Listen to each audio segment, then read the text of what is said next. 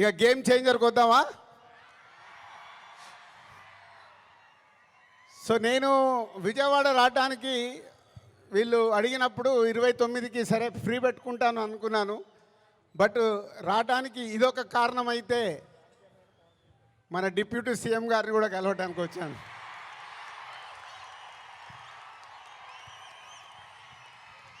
అమెరికాలో ఈవెంట్ చేశాం, grand success. So ఈరోజు నిన్న మీరు టీవీలలో చూసుంటారు, అక్కడ చూసిన వాళ్ళు అప్పుడు ఎంజాయ్ చేశారు.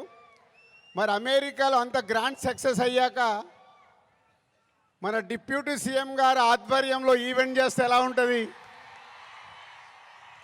దాని గురించి మాట్లాడదామని వచ్చాను. సో కళ్యాణ్ గారు ఇచ్చే డేట్ని బట్టి ఎక్కడ చేసుకుందామో ఆ ఈవెంట్ డిసైడ్ చేసుకుందాం.